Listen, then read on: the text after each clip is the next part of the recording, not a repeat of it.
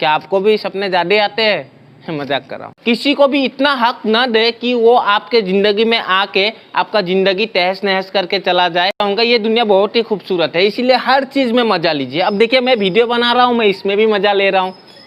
छुरी, चाकू, ऐसे नाम तो आपने सुना ही होगा ये, लेकिन काम को ही अगर मज़ा बना लिया जाए तो इनकम के साथ मज़ा ही मज़ा है। जैसे मैं मज़ा कर रहा हूँ, मुस्कुरा रहा हूँ और बहुत सारी आपको अच्छी अच्छी आइडिया भी दे रहा हूँ। तो चलिए शुरू करते हैं। डिप्रेशन एक पहेली इसलिए कह रहा हूँ क्योंकि हमें डिप्रेशन के बारे में ज़्यादा पता नहीं है और लोगों से हमने सुना है। इसीलिए बहुत सारे मेरे रिक्वेस्ट आ रहे थे इंस्टाग्राम पेज पे, सब मुझे कह रहे हैं सर डिप्रेशन के ऊपर एक वीडियो बनाओ। तो इसीलिए मैं डिप्रेशन के ऊपर आज एक वीडियो बनाने जा रहा हूँ। तो चलिए शुरू करते हैं। नमस्कार दोस्तों, मैं साहिर और आप देख रहे हैं आपका अपना ही यूट्यूब चैनल कोच साहिरा।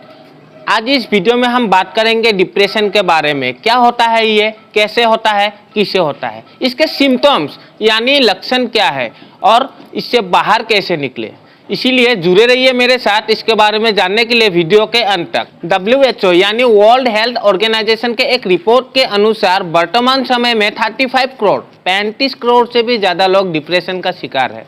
इनमें से महिलाएं पुरुषों के मुकाबले ज़्यादा डिप्रेशन के शिकार होती है और डिप्रेशन में रहने वाले व्यक्ति को एक सामान्य व्यक्ति से 3 से 4 गुना ज़्यादा सपने आते हैं और ऐसे लोग जल्दी ही बुरे होते हैं। क्या आपको भी सपने ज़्यादा आते हैं? मजाक कर रहा हूँ। एक रिसर्च के अनुसार हंसी मजाक करने वाला व्यक्ति, कॉमेडियन लोग जो ज़्यादातर मुस्कुराते रहते हैं, दूसरों को हंसाते रहते हैं, एक रिसर्च में क्या कहा गया है, ऐसे लोगों को आम लोगों से ज़्यादा डिप्रेशन का शिकार होना पड़ता है। यही बात भगवान श्री कृष्ण ने भगवत गीता में ही भी कहा है। जो लोग ज़्यादा हंसते मुस्कुराते रहते हैं वो अंदर से खाली महसूस करते हैं, अकेला महसूस करते हैं। और ये जो डिप्रेशन है ये कोई आजकल की नई बीमारी नहीं है, ये सदियों से चली आ रही है। परंतु 21वीं सदी में वर्तमान में क्या हुआ है, ये 10 गुना ज़्यादा बढ़ गया है। इसका कारण आप बोल सकते हैं कहीं ना कहीं सोशल मीडिया, क्योंकि सोशल मीडिया में हम लोग बिजी हो जाते हैं, अपनों के साथ समय नहीं बिताते हैं। तो ऐसे इसी वजह से लगता है ऐसा हुआ है। जो लोग इंटरनेट में सबसे ज़्यादा समय बिताते हैं जैसे फेसबुक, व्हाट्सएप, टिंडर, यूट्यूब इत्यादि इत्यादि, माना गया है और रिसर्च में भी पाया गया है ऐसे व्यक्ति को मानसिक परेशानियों का सामना करना पड़ता है। अब्राहम लिंकन नाम तो आपने सुना ही होगा। ये एक समय में अपने समय में अमेरिका के बहुत बड़े राष्ट्रपति रह चुके हैं।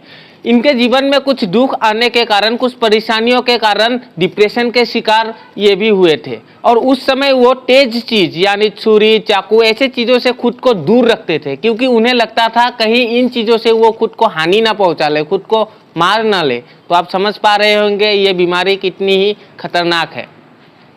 और एक आपको इंटरेस्टिंग मैं फैक्ट बताता हूँ, फ्रांस के लोगों को माना जाता है इस दुनिया में सबसे ज़्यादा वहीं के लोग डिप्रेशन का शिकार होते हैं। एक रिसर्च में ये भी पाया गया है कि फ्रांस के 20% लोग अपने जीवन में कभी ना कभी डिप्रेशन के शिकार होकर अपना जीवन जरूर बिताते हैं। तो दोस्तों, डिप्रेशन के कुछ लक्षण यानी सिम्टम्स भी होते हैं, उसके बारे में मैं आपको बताता हूं और ध्यान से आप कॉपी उठाइए, कलम उठाइए, पॉइंट कर लीजिए ताकि आप किसी को मदद कर सके, आप खुद की भी मदद कर सकिएगा इस सब बात को आप पॉइंट करके। तो पहला सिम्टम सैडनेस ऑफ मूड, मन उदास रहना। मन हमारा उदास रहता है और ये उदासी एक ऐसा उदासी है कि पकड़ लीजिए आपका कुछ ओकेशन है घर में, ओकेशन के समय मन आपका ठीक ही रहेगा, आपको अच्छा फील होगा, लेकिन वो ओकेशन ख़त्म होते हुए मतलब जब वो ओकेशन ख़त्म हो जाएगा फिर आपका मन उदास हो जाता है। तो ये सैडनेस ऑफ मूड पहला आपका सिम्टम्स है। दूसरा सिम्टम्स है लॉस ऑफ इंटरेस्ट, मतलब किसी भी चीज़ में आपका दिलचस्पी, इंटरेस्ट ख़त्म हो जाना। कोई चीज़ आपको अच्छा नहीं लगता, जैसे बचपन में आप पकड़ लीजिए कोई भी चीज़ हम देखते थे तो खूब इंटरेस्टिंग चीज़ उसे मान के हम देखते थे, लेकिन जैसे हम बड़ा होते जाते हैं बहुत चिंतन हमारे दिमाग में आता है। इसके वजह से लॉस ऑफ इंटरेस्ट अगर आपका बढ़ गया है, इसका मतलब डिप्रेशन के शिकार आप या तो हो या तो आप धीरे धीरे होगे। ये मेरी बात नहीं है, ये साइंटिफिकली प्रूफ भी है। तीसरा सिम्टम्स एक्सेसिव गिल्ट, मतलब गिल्टी फील आपको बहुत ज़्यादा होता है। आपका ज़िंदगी में जितना भी मतलब परेशानियाँ आ रहा है, आपको लगता है इस परेशानियों का जड़ आप खुद हो, आप खुद को दोषी मानते हो, खुद को कोसते हो और आप उदास हो जाते हो। तो ये तीसरा बहुत ही खतरनाक है। तो गिल्ट ज़्यादा नहीं रखना है, ऐसा काम करना है जिससे आपके मन को खुशी मिले। दूसरा का मदद कीजिए, खूब खुशी मिलता है, पर्सनली मैं भी करता हूँ। चौथा symptoms, appetite and weight change, मतलब आपका भूख अचानक से बढ़ जाना, अचानक से भूख कम जाना, आपका जो वेट है वजन अचानक से बढ़ जाना, कम जाना, ऐसा होने का मतलब भी होता है, मतलब डिप्रेशन का आप या तो शिकार बनने वाले हो या आप धीरे धीरे बन चुके हो। पांचवा सिम्टम्स, स्लीप एबनॉर्मेलिटीज, मतलब आपका नींद में दिक्कत आना, नींद कम आना, आप सोने को बिस्तर पर जाते हो लेकिन नींद नहीं आती है, आपके आंख बंद होते हैं, बहुत से बुरे ख्याल आपके दिमाग में घूमते रहते हैं। तो ये होता है स्लीप एबनॉर्मेलिटीज, मतलब नींद का दिक्कत। अगर ये आ रहा है तभी भी ये एक सिम्टम्स हो सकता है या है। छठा सिम्टम्स और आखिरी सिम्टम्स मैं आपको बता रहा हूँ, सुसाइडल थॉट, मतलब खुद को नुकसान पहुंचाने वाला थॉट कभी कभी आपका आ जाता है। आप जिंदगी से हार मान जाते हो, जो अब कुछ नहीं होने वाला मेरा, और आप खुद को नुकसान पहुंचाना चाहते हो। तो एक बात सुनो, मैं आपको बोल रहा हूँ, ये जिंदगी जो ऊपर वाले ने हमें आपको दिया है ये बहुत मूल्यवान है, इसका अधिकार आपके पास नहीं है ख़त्म करने का। इससे आप अपना ज़िंदगी को एक्सप्लोर करके बहुत सारे इंसान का ज़िंदगी बदल सकते हो। जैसे कोई भी काम आप कर रहे हो तो आप वैल्यूएट करो दूसरे के ज़िंदगी में, तो आपको खुशी भी मिलेगी। आप डिप्रेशन से बाहर आने का ये भी एक तरीका हो सकता है। तो ठीक है, अब प्रश्न है डिप्रेशन से बाहर कैसे आए। तो मैं आपको कुछ पॉइंट बताने वाला हूँ, ये पॉइंट बहुत ही ज़रूरी पॉइंट है, इनको अपना के कुछ हद तक आप डिप्रेशन से निकल सकते हो।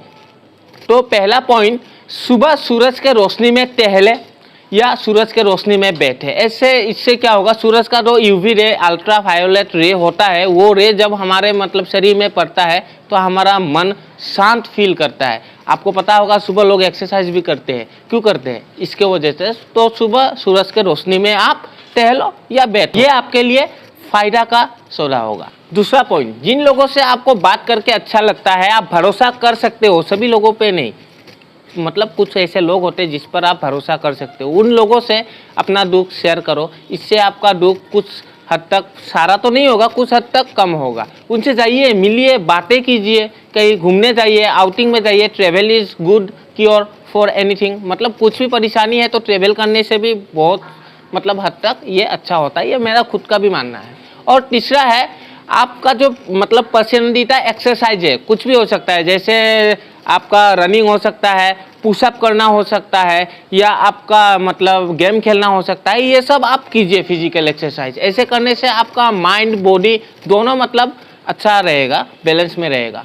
चौथा पॉइंट, मतलब आपका अपना पसंदीदा गाना पे आप डांस कर सकते हो, और ये ज़रूरी नहीं कि जहाँ तहाँ डांस करना, आप अपने कमरे में चुपचाप डांस कर सकते हो किसी को, ताकि पता नहीं चले। और डांस करने से आपका जो माइंड होता है और आपका जो हार्ट होता है, इसका कनेक्शन बढ़ता है, आपका हार्ट पंप ज़्यादा ज़ोर से होता है, ब्लड का सर्कुलेशन बढ़ता है, ऐसे माइंड आपका ज़्यादा काम करता है। डिप्रेशन से बाहर निकलने का ये भी अच्छा तरीका है, गाना सुनिए आप।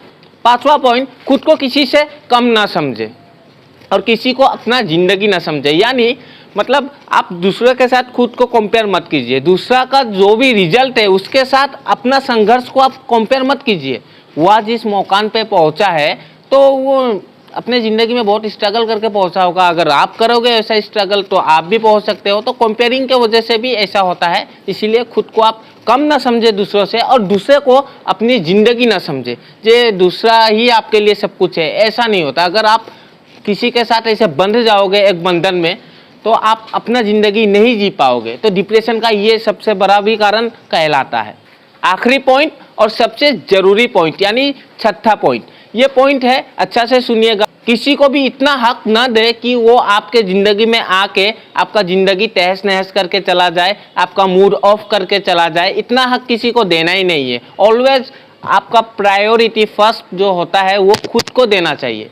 ये ज़िंदगी, आप खुश हो तो दुनिया खुश है, आपसे दुनिया है, दुनिया से आप नहीं। तो ये याद रखिएगा है। और एक बात मैं बोलना चाहूँगा, ये दुनिया बहुत ही खूबसूरत है, इसीलिए हर चीज़ में मज़ा लीजिए। अब देखिए, मैं वीडियो बना रहा हूँ, मैं इसमें भी मज़ा ले रहा हूँ।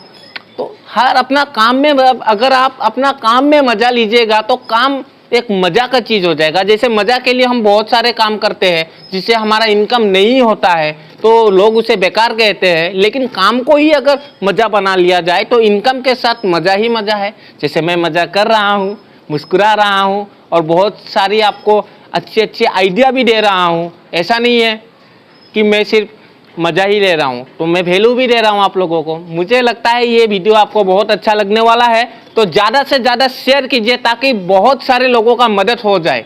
और मैं रिक्वेस्ट भी करना चाहूँगा, आज तक मैंने रिक्वेस्ट नहीं किया, इस वीडियो में मैं रिक्वेस्ट कर रहा हूँ, आप वीडियो को ज़्यादा से ज़्यादा शेयर कीजिए, लाइक कीजिए। इस वीडियो को कम से कम ज़्यादा नहीं 1000 व्यूज़ आप दिलवाइए और 1000 लाइक्स दिलवाइए, तो वीडियो का जो मेरा मतलब वीडियो का जो मेहनत है वो मुझे लगेगा पूरा हो चुका है और ज़्यादा लोगों का हेल्प भी हो सकता है। तो आज के वीडियो में इतना ही, मिलते हैं अगले वीडियो में, तब तक के लिए take care, bye bye, thank you.